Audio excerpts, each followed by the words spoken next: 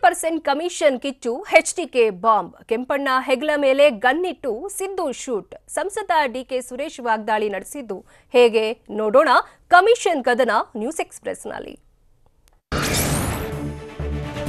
Percentage system ಅಂತಕ್ಕಂಥದ್ದು ಸರ್ಕಾರ ಹಾಗೂ ವಿಪಕ್ಷಗಳ ನಡುವೆ ಕಮಿಷನ್ ಕಾಳಗ ಜೋರಾಗಿ ನಡೆದಿದೆ. 40% ಕಮಿಷನ್ ವಿಚಾರಕ್ಕೆ ಸಂಬಂಧಿಸಿದಂತೆ ವಿಪಕ್ಷಗಳು ಸರ್ಕಾರದ ಮೇಲೆ ಮುಗಿಬೀಳ್ತಿವೆ. ಗುತ್ತಿಗೆದಾರರ ಸಂಘದ ಕೆಂಪಣ್ಣ ಆರೋಪಕ್ಕೆ ಸಂಬಂಧಿಸಿದಂತೆ ಸಿದ್ದರಾಮಯ್ಯ ಹಾಗೂ ಮಾಜಿ ಸಿಎಂ ಕುಮಾರಸ್ವಾಮಿ ಸರ್ಕಾರದ ವಿರುದ್ಧ ಗರಂ ಆಗಿದ್ದಾರೆ. ಈ ವಿಚಾರವಾಗಿ ಮಾತನಾಡಿದ ಎಚ್ಡಿಕೆ ಹೊಸದೊಂದು ಬಾಂಬ್ ಸ್ಫೋಟಿಸಿದ್ದಾರೆ. ಸಬ್ ರಿಜಿಸ್ಟ್ರಾರ್ ಕಚೇರಿ ಒಳಗೆ ಯಾವ ಬಿಜೆಪಿಯ ಸರ್ಕಾರ ಗುತ್ತಿಗೆದಾರರಿಗೆ ಹಿಂಸೆ ಕೊಟ್ಟು ಕಮಿಷನ್ ವಸೂಲಿ ಮಾಡಲಾಗ್ತಿದೆ ಅಂತ ಮಾಜಿ ಸಿಎಂ ಎಚ್ಡಿ ಕುಮಾರಸ್ವಾಮಿ ಆರೋಪಿಸಿದ್ದಾರೆ. ಮೈಸೂರಿನಲ್ಲಿ ಮಾತನಾಡಿದ ಎಚ್ಡಿ ಕುಮಾರಸ್ವಾಮಿ ಗುತ್ತಿಗೆಯಲ್ಲಿ ಮೊದಲಿನಿಂದಲೂ 3-4% ಇತ್ತು. ಕಡಿಮೆ ಕಮಿಷನ್ ಇದ್ದಾಗ ಸಂತೋಷದಿಂದ ಕೊಟ್ಟಿದ್ರು. ಆದ್ರೀಗ ಹಿಂಸೆ ಕೊಟ್ಟು ಬಲವಂತವಾಗಿ ಕಮಿಷನ್ ಪಡೆಯಲಾಗ್ತಿದೆ ಅಂತ ಕುಮಾರಸ್ವಾಮಿ ಆರೋಪಿಸಿದ್ದಾರೆ. ನಾನು ಸರ್ಕಾರ ಇದಿಷ್ಟೇ ಅಲ್ಲ, ಬಿಜೆಪಿ ಸರ್ಕಾರದಿಂದಲೇ ಕಮಿಷನ್ ಶುರುವಾಗಿದ್ದು ಅಂತ ಮಾಜಿ ಸಿಎಂ ಕುಮಾರಸ್ವಾಮಿ ಗಂಭೀರ ಆರೋಪ ಮಾಡಿದ್ದಾರೆ. 2008ರಲ್ಲಿ ಬಿಜೆಪಿ ಸರ್ಕಾರದಿಂದ ಕಮಿಷನ್ ಶುರುವಾಗಿದ್ದು ಆಪರೇಷನ್ ಕಮಲದಿಂದ ಕಮಿಷನ್ ವಾತಾವರಣ ಸೃಷ್ಟಿಯಾಗಿದೆ. ಬಿಜೆಪಿ ಸರ್ಕಾರದಲ್ಲಿ ಶಾಸಕರ ಹಂತದಲ್ಲಿ ಕಮಿಷನ್ ನಡೆದಿದೆ. ಎಲ್ಲಾ ಪಕ್ಷದ ಶಾಸಕರು ಗಣಿಗಾರಿಕೆ ಲೈಸೆನ್ಸ್ ಪಡೆದಿದ್ದಾರೆ. ಮರಳು ದಂಧೆ ಆರಂಭವಾಗಿರೋದು ಬಿಜೆಪಿ ಸರ್ಕಾರದಲ್ಲಿ ಅಂತ ಎಚ್ಡಿಕೆ ಆರೋಪಿಸಿದ್ದಾರೆ.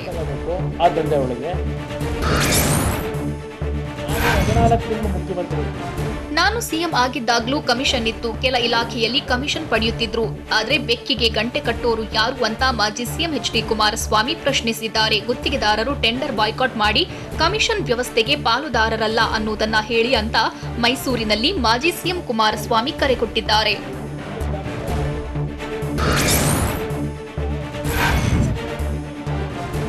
ನನ್ನ ಅವಧಿಯಲ್ಲೂ ಕಮಿಷನ್ ದಂಧೆ ವಿಚಾರವಾಗಿ ಆರೋಪ ಕೇಳಿ ಬಂದಿದ್ವು. ಆ ಸಂದರ್ಭದಲ್ಲಿ 5 ಕೇಸ್ಗಳನ್ನ ನಾನು ಸಿಬಿಐಗೆ ನೀಡಿದ್ದೇನೆ ಅಂತ ಮಾಜಿ ಸಿಎಂ ಸಿದ್ದರಾಮಯ್ಯ ಹೇಳಿದ್ರು. 40% ಕಮಿಷನ್ ದಂಧೆ ಬಗ್ಗೆ ಸರ್ಕಾರ ಸಿಬಿಐಗೆ ನೀಡಿ ತನಿಖೆ ಮಾಡಿಸಬೇಕು ಅಂತ ಮಾಜಿ ಸಿಎಂ ಸಿದ್ದರಾಮಯ್ಯ ಆಗ್ರಹಿಸಿದ್ದಾರೆ.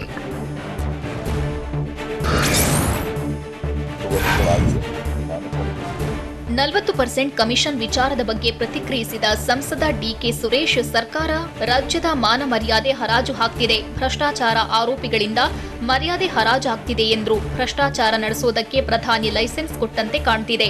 ಗುತ್ತಿಗೆದಾರರಿಂದ ಕಮಿಷನ್ ಪಡೆಯಲು ಪರವಾನಗಿ ನೀಡಲಾಗಿದೆ ಅಂತ ಗರಂ ಆದ್ರು. ಮುನಿರತ್ನ ಮೂಲತಃ ಗುತ್ತಿಗೆದಾರರು. ಅವರಿಗೆ ಎಲ್ಲಿ ಏನ್ ಮಾಡಬೇಕು ಅಂತ ಚೆನ್ನಾಗಿ ಗೊತ್ತಿದೆ ಅಂತ ಬೆಂಗಳೂರಲ್ಲಿ ಸಂಸದ ಡಿಕೆ ಸುರೇಶ್ ಕಿಡಿಕಾರಿದ್ರು.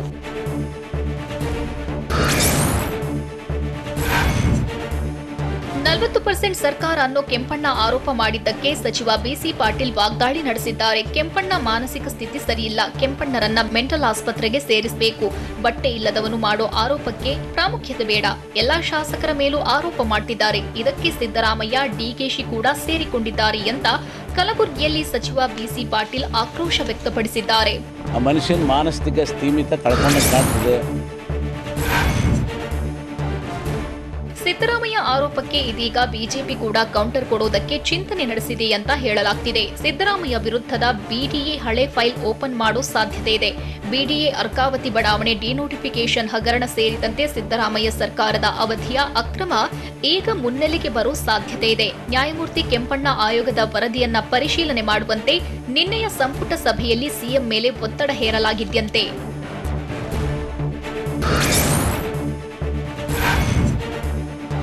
ಗುತ್ತಿಗೆದಾರರು ಮಾಡಿರೋ ಕಮಿಷನ್ ಆರೋಪ ಸಂಬಂಧ ಸಿಎಂ ಬೊಮ್ಮಾಯಿಗೆ ಕೋಲಾರ ಉಸ್ತುವಾರಿ ಮುನಿರತ್ನ ಪತ್ರ ಬರೆದಿದ್ದಾರೆ. ಆಗಸ್ಟ್ 19ರಂದು ಕೆಡಿಪಿ ಸಭೆ ಬಳಿಕ ರಸ್ತೆ ಸರಿಪಡಿಸಲು ಮೌಖಿಕವಾಗಿ ಸೂಚಿಸಿದ್ದೆ.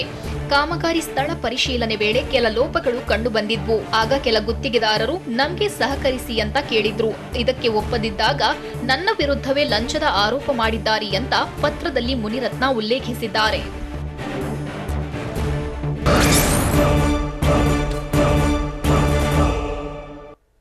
ಬಿಡಿಎನಲ್ಲಿ ಭ್ರಷ್ಟಾಚಾರ ಬೇಲಿಯೇ ಎದ್ದು ಹೊಲಮೇದ ಕಥೆ. ಬಿಡಿಎ ಆಯುಕ್ತರಿಂದಲೇ ಡೀಲ್, ಸೈಟ್ ಮಾರಿ ಗೋಲ್ಮಾಲ್. ರಾಜೇಶ್ ಗೌಡರ್ಗೆ ಸುಪ್ರೀಂ ಕೋರ್ಟ್ ಚಾಟಿ ಬೀಸಿದ್ದು ಹೇಗೆ ನೋಡೋಣ ಬ್ರಹ್ಮಾಂಡ ಭ್ರಷ್ಟಾಚಾರ ನ್ಯೂಸ್ ಎಕ್ಸ್‌ಪ್ರೆಸ್‌ನಲ್ಲಿ.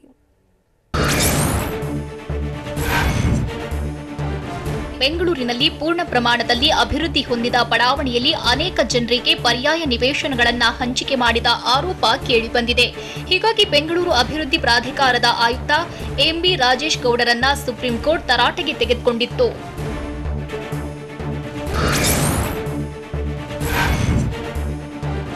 2021 ಅಕ್ಟೋಬರ್ 29ರಂದು ಹೊರಡಿಸಿದ್ದ ಆದೇಶಕ್ಕೆ ವ್ಯತಿರಿಕ್ತವಾಗಿ ಬಿಡಿಎ ತೀರ್ಮಾನ ತೆಗೆದುಕೊಂಡಿದೆ. ಹೀಗಾಗಿ ನ್ಯಾಯಮೂರ್ತಿಗಳಾದ ಎಸ್ ಅಬ್ದುಲ್ ನಜೀರ್, ಸಂಜೀವ್ ಖನ್ನಾ ನೇತೃತ್ವದ ದ್ವಿಸದಸ್ಯ ಪೀಠ ಅಸಮಾಧಾನ ವ್ಯಕ್ತಪಡಿಸಿತ್ತು. ಡಾಕ್ಟರ್ ಶಿವರಾಮ್ ಕಾರಂತ ಬಡಾವಣೆಗೆ ಸಂಬಂಧಿಸಿದ ಪ್ರಕರಣದ ವಿಚಾರಣೆ ವೇಳೆ ಬಿಡಿಎ ಅಧಿಕಾರಿಗಳ ಧೋರಣೆಗೆ ಬೇಸರ ವ್ಯಕ್ತಪಡಿಸಿದೆ.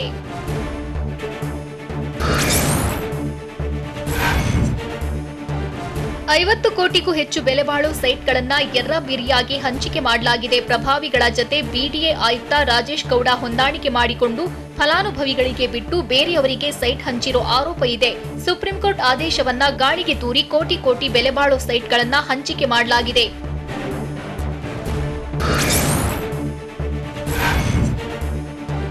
ಬರೋಬ್ಬರಿ 60 ಕೋಟಿ ಬೆಲೆ ಬಾಳುವ ಸೈಟ್ಗಳನ್ನು ಅಲಾಟ್ ಮಾಡಲಾಗಿದೆ. ಬಿಡಿಎಗೆ ಸೇರಿದ್ದ 9 ಸೈಟ್ಗಳನ್ನು ಆಯುಕ್ತ ರಾಜೇಶ್ ಗೌಡ ಪ್ರಭಾವಿಗಳಿಗೆ ಅಲಾಟ್ ಮಾಡಿರೋದು ಗೊತ್ತಾಗಿದೆ. 50-80 ಅಳತೆಯ 9 ಸೈಟ್ಗಳನ್ನು ಬೇರೆಯವರಿಗೆ ಅಲಾಟ್ ಮಾಡಿರುವ ಆರೋಪ ಕೇಳಿಬರ್ತಿದೆ. ಈ ಸಂಬಂಧ ಸುಪ್ರೀಂ ಕೋರ್ಟ್ ಗರಂ ಆಗಿದ್ದು ವರ್ಗಾವಣೆ ಮಾಡುವಂತೆ ಸುಪ್ರೀಂ ಕೋರ್ಟ್ ಸೂಚನೆ ಕೊಟ್ಟಿದೆ.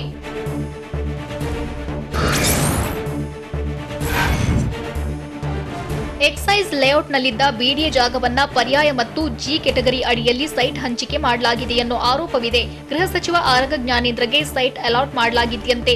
ಅಷ್ಟೇ ಅಲ್ಲ, ಬಸವರಾಜ ಪಾಟೀಲ್ ಸೇಡಂ, ಅಭಯ್ ಪಾಟೀಲ್, ವೀರಣ್ಣ ಚರಂತಿಮಠಗೂ ಸೈಟ್ ನೀಡಿರುವ ಆರೋಪ ಕೇಳಿಬರ್ತಿದೆ. ಬಿಡಿಎ ಆಯುಕ್ತರು ಕೋಟಿ ಕೋಟಿ ಬೆಲೆ ಬಾಳುವ ಸೈಟ್ ಅನ್ನ ಪ್ರಭಾವಿಗಳಿಗೆ ನೀಡಿರೋದು ಬೆಳಕಿಗೆ ಬರ್ತಿದೆ.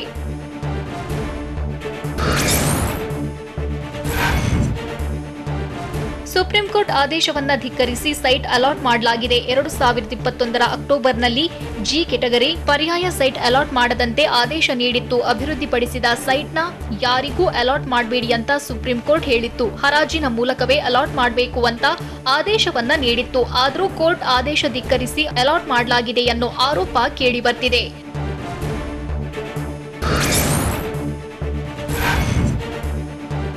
ಇತ್ತೀಚೆಗೆ ಬಿಡಿಎ ವಶವಾಗಿದ್ದ ಕೇಂದ್ರ ಎಕ್ಸೈಸ್ ಲೇಔಟ್ನಲ್ಲಿ ಜಾಗವನ್ನ ಬಿಡಿಎ ವಶಕ್ಕೆ ಪಡೆದಿತ್ತು. ಕೋರ್ಟ್ ಆದೇಶದ ಹಿನ್ನೆಲೆಯಲ್ಲಿ ಜಾಗ ಮತ್ತೆ ಬಿಡಿಎಗೆ ಸಿಕ್ಕಿತ್ತು. ಕಾನೂನು ಹೋರಾಟದ ಬಳಿಕ ಬಿಡಿಎ ಪರವಾಗಿ ಆದೇಶವಾಗಿತ್ತು. ಇದೀಗ ಅದೇ ಸೈಟ್ಗಳನ್ನೇ ಪ್ರಭಾವಿಗಳಿಗೆ ಅಲಾಟ್ ಆಗಿದೆ. ಕೋಟಿ ಕೋಟಿ ಬೆಲೆ ಬಾಳುವ ಜಾಗವನ್ನೇ ನೀಡಲಾಗಿರುವುದು ವಿವಾದಕ್ಕೆ ಎಡೆ ಮಾಡಿಕೊಟ್ಟಿದೆ.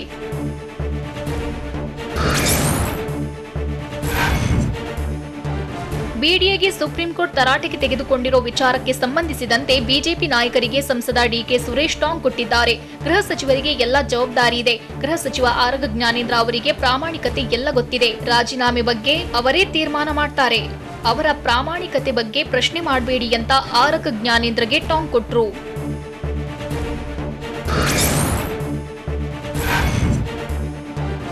ಕೆಳಹಂತದ ಅಧಿಕಾರಿಗಳ ಕಣ್ತಪ್ಪಿನಿಂದ ಲೋಪ ಆಗಿದೆ.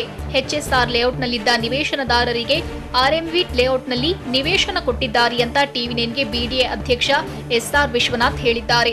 ಹಂಚಿಕೆಯಾದ ಪರ್ಯಾಯ ನಿವೇಶನ ರದ್ದು ಮಾಡಿ ಅವರಿಗೆ ಬೇರೆಡೆ ಸೈಟ್ ನೀಡಲಾಗುತ್ತೆ. ಜತೆಗೆ ಪರ್ಯಾಯ ನಿವೇಶನ ಪಡೆದಿರೋರು ವಾಪಸ್ ನೀಡಬೇಕು. ಸುಪ್ರೀಂ ಆದೇಶದಂತೆ ಕ್ರಮಕ್ಕೆ ಸಿಎಂ ಸೂಚನೆ ನೀಡುತ್ತಾರೆ ಅಂತ ಹೇಳಿದ್ರು.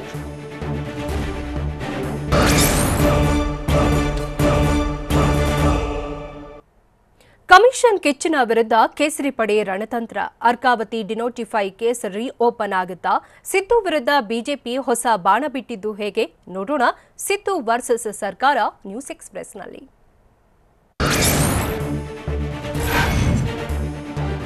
40% ಕಮಿಷನ್ ಕಿಚ್ಚಿನ ವಿರುದ್ಧ ಕೇಸರಿ ಪಡೆ ತಂತ್ರ ಹೆಣೆಯುತ್ತಿದೆ ಅಂತ ಹೇಳಲಾಗ್ತಿದೆ. ಗುತ್ತಿಗೆದಾರರಿಂದಲೇ ಸಿದ್ದರಾಮಯ್ಯಗೆ ಸರಿಯಾಗಿ ಗುನ್ನ ಕೊಡೋಕೆ, ಸ್ಕೆಚ್ ಹಾಕೋಕೆ ಪ್ಲಾನ್ ಮಾಡಲಾಗಿದೆ ಅನ್ನೋ ಮಾತುಗಳು ಕೇಳಿ ಬರ್ತಿವೆ. ಸರ್ಕಾರದ ವಿರುದ್ಧ ಕೆಂಪಣ್ಣ ಹೆಗಲ ಮೇಲೆ ಸಿದ್ದು ಗನ್ನಿಟ್ಟು ಆರೋಪ ಮಾಡಿದ್ರೆ ಸಿದ್ದರಾಮಯ್ಯಗೆ ಕೌಂಟರ್ ಕೊಡಲು ಬಿಜೆಪಿ ತೀರ್ಮಾನಿಸಿದೆಯಂತೆ.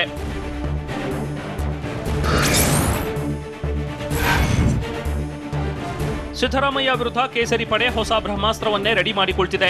ಸಿದ್ದರಾಮಯ್ಯರ ಹಳೆ ಫೈಲ್ಗಳನ್ನೇ ಓಪನ್ ಮಾಡೋಕೆ ಬಿಜೆಪಿ ತುದಿಗಾಲಲ್ಲಿ ನಿಂತಂತೆ ಕಾಣ್ತಿದೆ. ರಾಜ್ಯ ಸರ್ಕಾರದ ಈ ಅಸ್ತ್ರ ವಿಪಕ್ಷ ನಾಯಕ ಸಿದ್ದರಾಮಯ್ಯಗೆ ಸಂಕಷ್ಟ ತಂದಿಡುತ್ತಾ ಅನ್ನೋದು ಸದ್ಯಕ್ಕೆ ಕಾಡ್ತಿರೋ ಪ್ರಶ್ನೆ.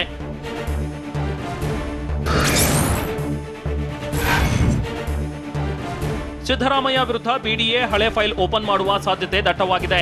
ಅರ್ಕಾವತಿ ಬಡಾವಣೆ ಡಿನೋಟಿಫಿಕೇಶನ್ ಹಗರಣವನ್ನ ಹೊರತೆಗೆಯುವ ಸಾಧ್ಯತೆ ಇದೆ. ಸಿದ್ದರಾಮಯ್ಯ ಸರ್ಕಾರದ ಅವಧಿಯಲ್ಲಿ ನಡೆದಿದ್ದ ಕೇಸ್ಗಳನ್ನ ಮತ್ತೆ ಮುನ್ನೆಲೆಗೆ ತರಲು ಒತ್ತಡ ಹೇರಲಾಗ್ತಿದೆ. ನ್ಯಾಯಮೂರ್ತಿ ಕೆಂಪಣ್ಣ ಆಯೋಗದ ವರದಿಯನ್ನ ಪರಿಶೀಲಿಸುವಂತೆ ಸಿಎಂ ಮೇಲೆ ಒತ್ತಡ ಹಾಕಲಾಗ್ತಿದೆಯಂತೆ.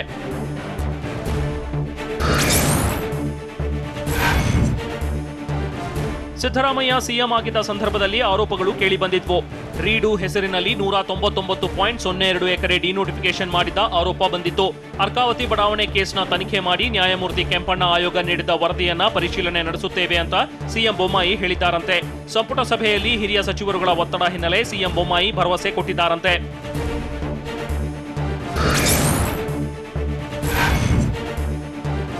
ಆದರೆ ಈ ವಿಚಾರ ಗೊತ್ತಾಗ್ತಿದ್ದಂತೆ ಕೆಂಡಾಮಂಡಲರಾದ ವಿಪಕ್ಷ ನಾಯಕ ಸಿದ್ದರಾಮಯ್ಯ ಸುಮ್ಮನೆ ಬುರುಡೆ ಹೊಡೆಯೋಕೆ ಹೋಗಬೇಡಿ, ಏನೇನು ಬೇಕೋ ಎಲ್ಲಾ ರೀತಿ ಕ್ರಮ ತೆಗೆದುಕೊಳ್ಳಿ ಅಂತ ಪ್ರತಿಕ್ರಿಯಿಸಿದ್ರು. ಬಿಡಿಎ ಅರ್ಕಾವತಿ ಬಡಾವಣೆ ಡಿನೋಟಿಫಿಕೇಶನ್ ಕೇಸ್ ಬಗ್ಗೆ ನಾನು ನನ್ನ ಅವಧಿಯಲ್ಲಿ ನ್ಯಾಯಾಂಗ ತನಿಖೆ ಮಾಡಿಸಿದ್ದೆ ಗೊತ್ತಾ ಅಂತ ಬಿಜೆಪಿ ನಾಯಕರ ವಿರುದ್ಧ ಸಿದ್ದರಾಮಯ್ಯ ಗರಂ ಆದ್ರು.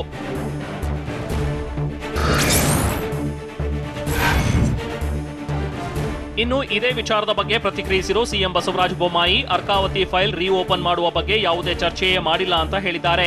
ತುಮಕೂರಿನಲ್ಲಿ ಮಾತನಾಡಿದ ಸಿಎಂ ಅರ್ಕಾವತಿ ಫೈಲ್ ಬಗ್ಗೆ ಮಾತನಾಡಿಯೇ ಇಲ್ಲ. 40% ಕಮಿಷನ್ ಆರೋಪದ ವಿರುದ್ಧ ಕ್ರಮದ ಬಗ್ಗೆ ಚರ್ಚೆ ಆಗಿದೆ ಅಷ್ಟೇ ಅಂತ ಸ್ಪಷ್ಟಪಡಿಸಿದ್ರು.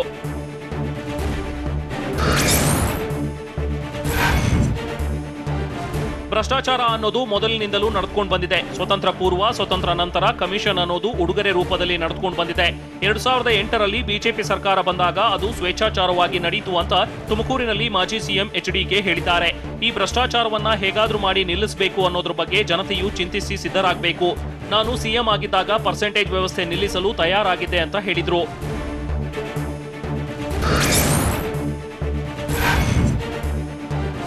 ನನ್ನ ಅವಧಿಯ ಮೈತ್ರಿ ಸರ್ಕಾರದಲ್ಲೂ ಕಮಿಷನ್ ದಂಧೆ ನಡೆದಿತ್ತು. ಹಾಗಂತ ಜೆಡಿಎಸ್ ಸಚಿವರು ಕಮಿಷನ್ ತೆಗೆದುಕೊಳ್ತಿರ್ಲಿಲ್ಲ ಅಂತ ಹೇಳಿದ್ರು. ಈ ಮೂಲಕ ಪರೋಕ್ಷವಾಗಿ ಕಾಂಗ್ರೆಸ್ ಸಚಿವರು ಮೈತ್ರಿ ಸರ್ಕಾರದಲ್ಲಿ ಕಮಿಷನ್ ತಗೋತಿದ್ರು ಅಂತ ಕುಮಾರಸ್ವಾಮಿ ಹೇಳಿದ್ರು. ಕಮಿಷನ್ ವಿರುದ್ಧ ಕ್ರಮ ಕೈಗೊಳ್ಳಲು ಸ್ವತಂತ್ರ ಸರ್ಕಾರ ಬರಬೇಕು. ಕೆಂಪಣ್ಣ ಆರೋಪ ಸುಳ್ಳಾದ್ರೆ ಕ್ರಮ ತೆಗೆದುಕೊಳ್ಳಲಿ ಅಂತ ಅವರೇ ಹೇಳಿದ್ದಾರೆ. ಮುಂದೆ ಎಲ್ಲಿಗೆ ಹೋಗಿ ನಿಲ್ಲುತ್ತೆ ನೋಡೋಣ ಅಂದ್ರು.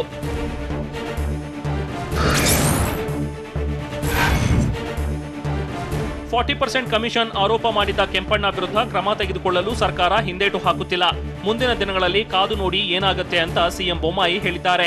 40% ಸುಳ್ಳು ಆರೋಪದ ಬಗ್ಗೆ ಯಾವ ರೀತಿ ಕ್ರಮ ಕೈಗೊಳ್ಳಬೇಕು ಅಂತ ಚರ್ಚಿಸಿದ್ದೇವೆ. ಮತ್ತೊಂದೆಡೆ ಸುಳ್ಳು ಆರೋಪದ ವಿರುದ್ಧ ಮುನಿರತ್ನ ಅವರು ಮಾನನಷ್ಟ ಮೊಕದ್ದಮೆ ಹೂಡಿದ್ದಾರೆ ಅಂತ ತುಮಕೂರಿನಲ್ಲಿ ಸಿಎಂ ಬೊಮ್ಮಾಯಿ ಹೇಳಿದ್ದಾರೆ.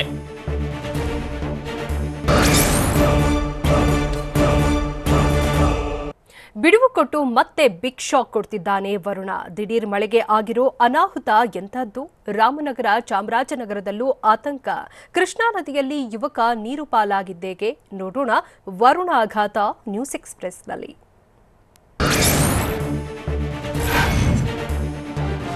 ನಿನ್ನೆ ರಾತ್ರಿಯಿಡೀ ಸುರಿದ ಮಳೆಯಿಂದಾಗಿ ಸಿಲಿಕಾನ್ ಸಿಟಿ ಜನರು ಹೈರಾಣಾಗಿದ್ರು. ರಾತ್ರಿ 11 ಗಂಟೆಯಿಂದ ಬೆಳಗ್ಗೆ 7 ಗಂಟೆಯವರೆಗೂ ಮಳೆ ಬಂದಿದೆ.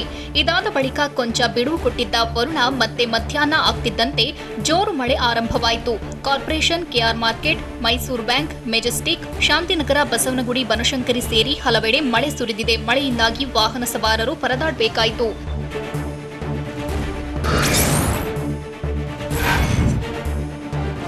ಚಿಕ್ಕಬಳ್ಳಾಪುರ ಜಿಲ್ಲೆಯಲ್ಲಿ ಕಳೆದ ರಾತ್ರಿ ಸುರಿದ ಮಳೆಯಿಂದಾಗಿ ಅಮಾನಿ ಬೈರಸಾಗರ ಕೆರೆ ತುಂಬಿ ಹರಿದಿದೆ. ಗುಡಿಬಂಡೆ ಬಳಿಯ ಅಮಾನಿ ಬೈರಸಾಗರ ಕೆರೆ ತುಂಬಿ ಹರಿಯುತ್ತಿದ್ದು, ಪೆರೇಸಂದ್ರ ಹಾಗೂ ಗೌರಿಬಿದನೂರು ರಸ್ತೆಯನ್ನ ಸಂಪೂರ್ಣವಾಗಿ ಬಂದ್ ಮಾಡಲಾಗಿದೆ. ಯಾವುದೇ ಅನಾಹುತ ಆಗಬಾರದು ಅನ್ನೋ ನಿಟ್ಟಿನಲ್ಲಿ ಮುಂಜಾಗ್ರತಾ ಕ್ರಮವಾಗಿ ತಹಶೀಲ್ದಾರ್ ರಸ್ತೆ ಬಂದ್ ಮಾಡಿಸಿದ್ದಾರೆ.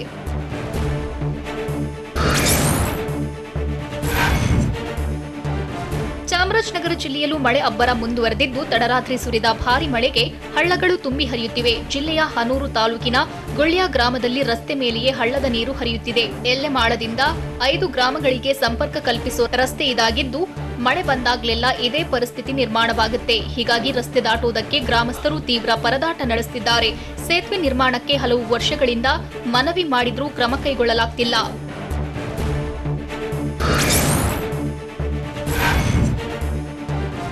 ನಿನ್ನೆ ದಿಢೀರಂತ ಮತ್ತೆ ರೊಚ್ಚಿ ಹಿಡಿದಿರುವ ಮಳೆಗೆ ಚಾಮರಾಜನಗರ ಜನರು ಹೈರಾಣಾಗಿ ಹೋಗಿದ್ದಾರೆ. ಜಿಲ್ಲೆಯಲ್ಲಿ ಮಳೆಯ ಅಬ್ಬರ ಜೋರಾಗಿದ್ದು ಹಲವೆಡೆ ಭಾರೀ ಮಳೆಯಾಗಿದೆ. ಸುಮಾರು ಅರ್ಧ ಗಂಟೆಗೂ ಹೆಚ್ಚು ಕಾಲ ಸುರಿದ ಮಳೆಯಿಂದಾಗಿ ವಾಹನ ಸಂಚಾರ ಅಸ್ತವ್ಯಸ್ತಗೊಂಡಿತ್ತು. ದ್ವಿಚಕ್ರ ವಾಹನ ಸವಾರರು ಪರದಾಟ ನಡೆಸುವಂತಾಯಿತು. ನಿನ್ನೆಯೂ 1 ಗಂಟೆಗೂ ಹೆಚ್ಚು ಕಾಲ ಮಳೆ ಸುರಿದಿತ್ತು. ಹೀಗಾಗಿ ಜನ ಸಂಕಷ್ಟಕ್ಕೆ ಸಿಲುಕಬೇಕಾಯಿತು.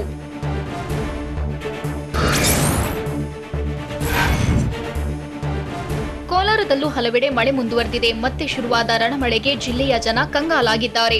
ಮಾಲೂರು ತಾಲೂಕಿನ ಸಂಪಂಗೆರೆ ಕೆರೆ ತುಂಬಿ ಕೋಡಿ ಹರಿದಿದೆ. ಮಳೆಗೆ ರಾಜಕಾಲುವೆ ಹಾಗೂ ಕೆರೆ ತುಂಬಿ ಹರಿಯುತ್ತಿವೆ. ಕೆರೆ ಕೋಡಿ ಹರಿಯುತ್ತಿರುವ ಹಿನ್ನೆಲೆ ಅಕ್ಕಪಕ್ಕದ ಜಮೀನುಗಳಿಗೂ ನೀರು ನುಗ್ಗಿದ್ದು ಅವಾಂತರ ಸೃಷ್ಟಿಯಾಗಿದೆ. ರಾಗಿ ಸೇರಿದಂತೆ ಹಲವು ಬೆಳೆ ಸೇರಿ ಲಕ್ಷಾಂತರ ರೂಪಾಯಿ ನಷ್ಟ ಸಂಭವಿಸಿದೆ ಅಂತ ಹೇಳಲಾಗ್ತಿದೆ.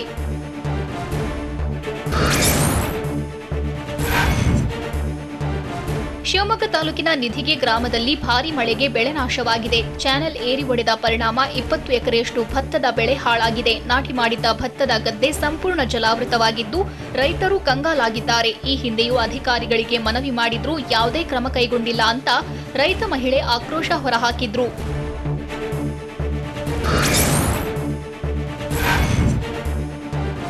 ಮತ್ತೊಂದೆಡೆ ರಾಮನಗರದಲ್ಲೂ ಮಳೆ ಆರ್ಭಟ ಮತ್ತೆ ಆರಂಭವಾಗಿದೆ. ಧಾರಾಕಾರ ಮಳೆಯಿಂದಾಗಿ ಮತ್ತೆ ಜನರು ಕಂಗಾಲಾಗಿದ್ದು ಏನಾಗುತ್ತೋ ಏನೋ ಅಂತ ದಿಗಿಲಿಗೆ ಬಿದ್ದಿದ್ದಾರೆ. ಕೆಲವು ದಿನಗಳಿಂದ ರಾಮನಗರ ಭಾಗದಲ್ಲಿ ಮಳೆರಾಯ ಬಿಡುಗೊಟ್ಟಿದ್ದ. ನಿರಂತರವಾಗಿ ಸುರಿದ ಮಳೆಯಿಂದಾಗಿ ಸಾಕಷ್ಟು ಅವಾಂತರ ಸೃಷ್ಟಿಯಾಗಿತ್ತು. ಇದೀಗ ಮತ್ತೆ ಏಕಾಏಕಿ ಮಳೆ ಆರಂಭವಾಗಿದ್ದರಿಂದ ರಾಮನಗರದ ಜನ ಆತಂಕಗೊಂಡಿದ್ದಾರೆ.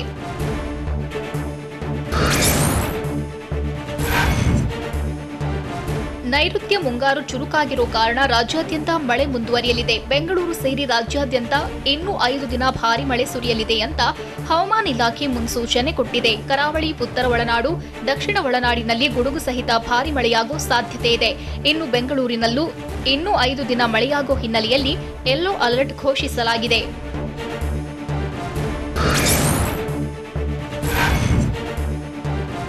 ಶ್ರಾವಣ ಮಾಸದ ಕೊನೆ ದಿನ ಹಿನ್ನೆಲೆಯಲ್ಲಿ ನದಿಗೆ ಸ್ನಾನಕ್ಕೆ ಬಂದಿದ್ದ ಯುವಕ ನೀರು ಪಾಲಾಗಿದ್ದಾನೆ. ಬೆಳಗಾವಿ ಜಿಲ್ಲೆಯ ಅಥಣಿ ತಾಲೂಕಿನ ಹಲ್ಯಾಳ ಕೃಷ್ಣಾ ನದಿಯಲ್ಲಿ ಘಟನೆ ನಡೆದಿದೆ. 23 ವರ್ಷದ ಸಾಗರ್ ರಾಜು ಎಂಬಾತ ಮೃತಪಟ್ಟಿದ್ದಾನೆ. ಮಳೆಯಿಂದಾಗಿ ಕೃಷ್ಣಾ ನದಿಯಲ್ಲಿ ಒಳಹರಿವು ಹೆಚ್ಚಾಗಿದೆ.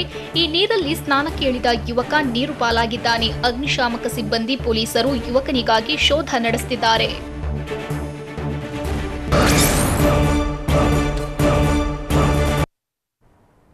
ಅಕ್ರಮವಾಗಿ ಚಿನ್ನ ಸಾಗಿಸುತ್ತಿದ್ದವನು ಲಾಕ್ ಆಗಿದ್ದೇಕೆ? ಶಿವಮೊಗ್ಗದಲ್ಲಿ ರುದ್ರಭೂಮಿ ಕಿರಿಕ್ ಶವ ಸಂಸ್ಕಾರಕ್ಕೆ ಹೆಣಗಾಟ. ಮಂಗಳೂರಲ್ಲಿ ತರಾತುರಿ ರಸ್ತೆ ಕಾಮಗಾರಿ ಯಾಕೆ? ಹಾಸನದಲ್ಲಿ ಕಾಡಾನೆಗಳ ದಾಂಗುಡಿ. ನೋಡೋಣ ಸಮಗ್ರ ನ್ಯೂಸ್ ಎಕ್ಸ್‌ಪ್ರೆಸ್‌ನಲ್ಲಿ.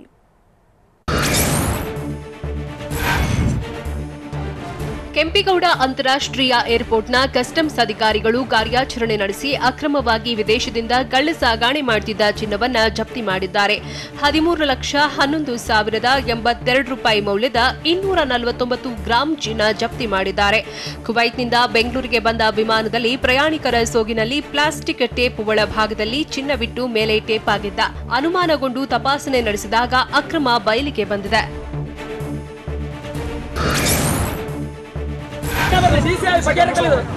ಶಿವಮೊಗ್ಗ ಜಿಲ್ಲೆ ಸೊರಬ ತಾಲೂಕಿನ ಹೆಜ್ಜೆ ಗ್ರಾಮ ಪಂಚಾಯಿತಿ ವ್ಯಾಪ್ತಿಯ ಹೆಜ್ಜೆ ಗ್ರಾಮದಲ್ಲಿ ಶವ ಸಂಸ್ಕಾರ ಕಿರಿಕ್ ಶುರುವಾಗಿದೆ. ರುದ್ರಭೂಮಿಯಲ್ಲಿ 65 ವರ್ಷದ ಭದ್ರಮ್ಮ ಅನ್ನೋ ವೃದ್ಧೆಯ ಶವ ಸಂಸ್ಕಾರಕ್ಕೆ ಬಿಡದೆ ದಬ್ಬಾಳಿಕೆ ಮಾಡಲಾಗಿದೆ.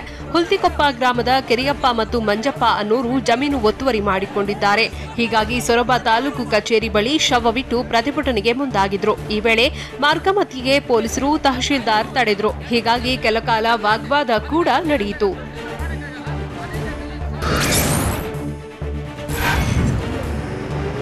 ಸೆಪ್ಟೆಂಬರ್ 2ರಂದು ಪ್ರಧಾನಿ ಮೋದಿ ಮಂಗಳೂರಿಗೆ ಭೇಟಿ ಕೊಡ್ತಿದ್ದಾರೆ. ಈ ಹಿನ್ನೆಲೆಯಲ್ಲಿ ತರಾತುರಿಯಲ್ಲಿ ರಸ್ತೆ ಪ್ಯಾಚ್ ವರ್ಕ್ ಮಾಡಿ ಡಾಂಬರೀಕರಣ ಮಾಡಲಾಗ್ತಿದೆ. ಅಂತಾರಾಷ್ಟ್ರೀಯ ವಿಮಾನ ನಿಲ್ದಾಣದಿಂದ ಕುಳೂರುವರೆಗೂ ರಸ್ತೆ ರಿಪೇರಿ ಮಾಡಿ ಕೆಲವೆಡೆ ರಸ್ತೆ ಅಗಲೀಕರಣ ನಡೆಯುತ್ತಿದೆ. ಮಳೆ ನೀರು ರಸ್ತೆಯಲ್ಲಿ ನಿಂತಿದ್ರೂ ಡಾಂಬರೀಕರಣ ಮಾಡಲಾಗ್ತಿದ್ದು ಸ್ಥಳೀಯರು ಆಕ್ರೋಶ ವ್ಯಕ್ತಪಡಿಸುತ್ತಿದ್ದಾರೆ. ಕಳೆದೊಂದು ವರ್ಷದಿಂದ ರಸ್ತೆಗಳು ಹಾಳಾಗಿದ್ರೂ ತಲೆ ಕೆಡಿಸಿಕೊಂಡಿಲ್ಲ. ಈಗ ಪ್ರಧಾನಿ ಬರ್ತಾರೆ ಅಂತ ಕಳಪೆ ಗುಣಮಟ್ಟದ ಕಾಮಗಾರಿ ಮಾಡ್ತಿರೋದಕ್ಕೆ ಸಿಟ್ಟು ಹೊರಹಾಕ್ತಿದ್ದಾರೆ.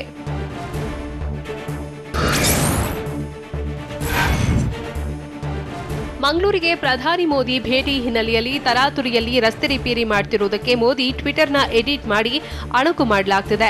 ತುಳು ಭಾಷೆಯನ್ನ ಇಂಗ್ಲಿಷ್ ಲಿಪಿಯಲ್ಲಿ ಬರೆದು ಹೇಗೆ ಮಂಗಳೂರಿಗೆ ಬರ್ಬೋದಾ, ರಸ್ತೆಗೆ ಡಾಂಬರ್ ಎಲ್ಲ ಹಾಕಿ ಆಯ್ತಾ, ಒಂದು ಗುಂಡಿ ಇದ್ರೂ ಸೀದಾ ವಾಪಸ್ ಹೋಗ್ತೇನೆ ಅಂತ ಎಡಿಟ್ ಮಾಡಿ ಸಾಮಾಜಿಕ ಜಾಲತಾಣದಲ್ಲಿ ಫುಲ್ ವೈರಲ್ ಮಾಡಿ ವ್ಯಂಗ್ಯ ಮಾಡಲಾಗ್ತಿದೆ.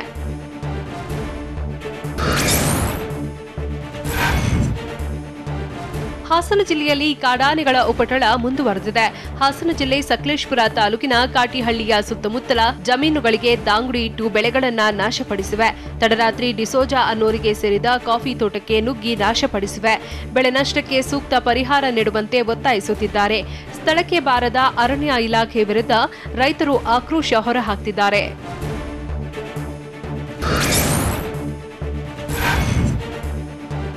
ಗಣೇಶ ಚತುರ್ಥಿಗೆ ಕೌಂಟ್ ಡೌನ್ ಶುರುವಾಗಿದೆ.